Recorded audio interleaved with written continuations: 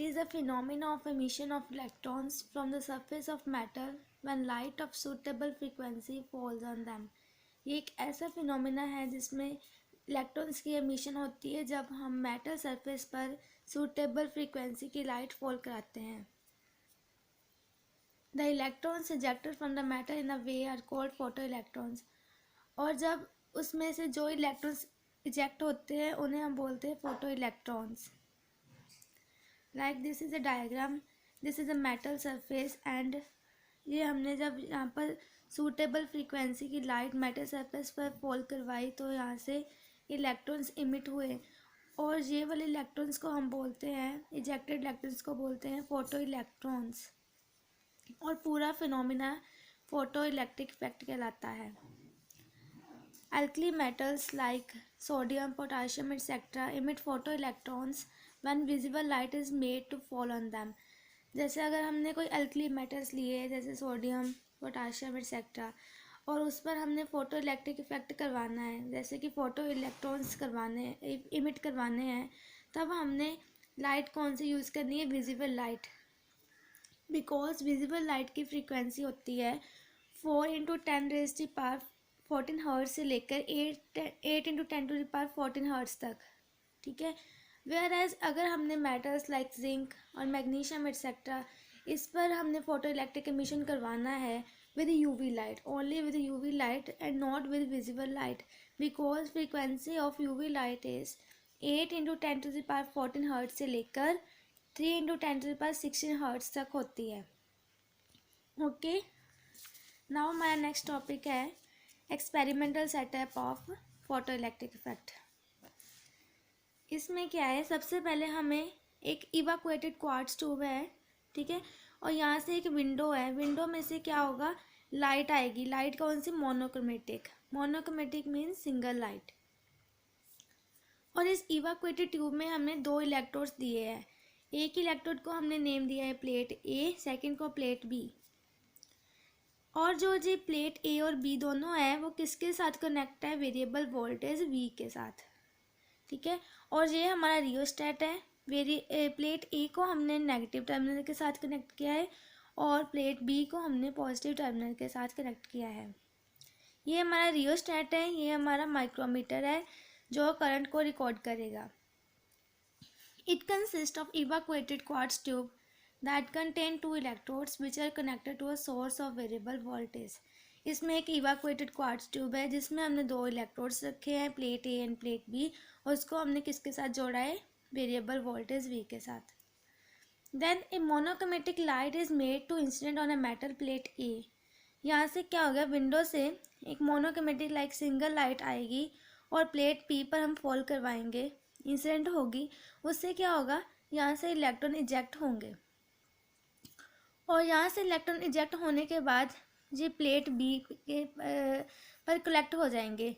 Plate B act as a collector. Metal plate B collects the ejected electrons. These electrons give rise to a current in a circuit which is measured with the help of micrometer. अब जब जो electrons जहाँ से emit होंगे और B में collect हो जाएंगे वहाँ से क्या होगा? करंट फ्लो करेगा सर्किट में. और जो करंट है वो हमने किससे मेजर करना है? With the help of micrometer. This current is called photo electric effect.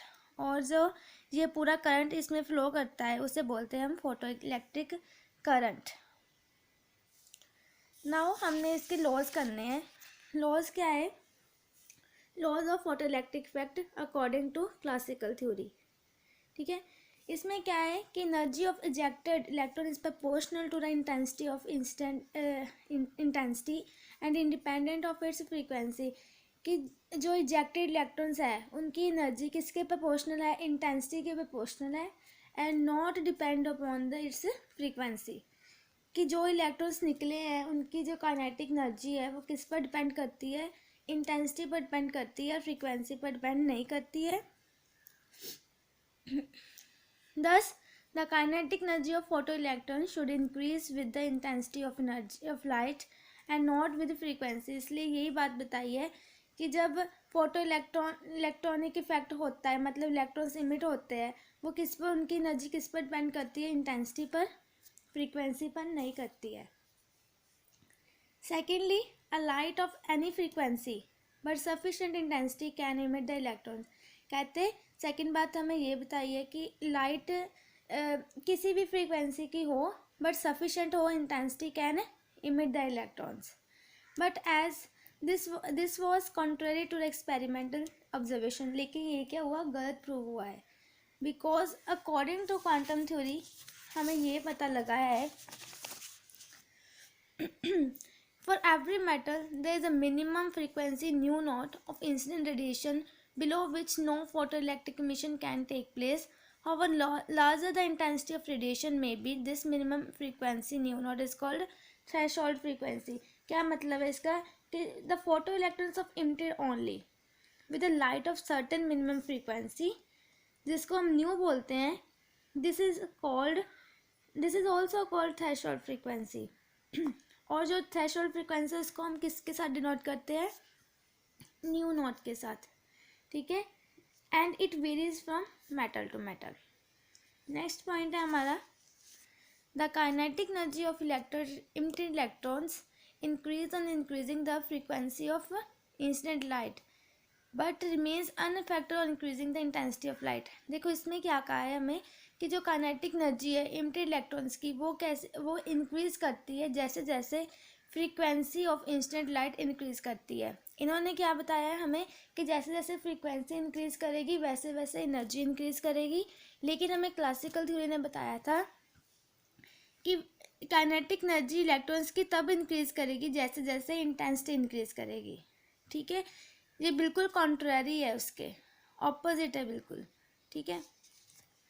Third है, the number of electrons emitted और photo electric current produce in directly proportional to intensity of light. इसमें बताया है कि जितने ज़्यादा नंबर ऑफ इलेक्ट्रॉन्स होंगे emit होंगे उतना ज़्यादा फोटो इलेक्ट्रिक करंट होगा, ठीक है। और वो किसके डायरेक्टली प्रोपोर्शनल होगा, इंटेंसिटी ऑफ इंसिडेंट लाइट। लेकिन इन्होंने हमें क्या बताया था, वो फ्रीक्वेंसी पर डिपेंड करता है, ठीक है।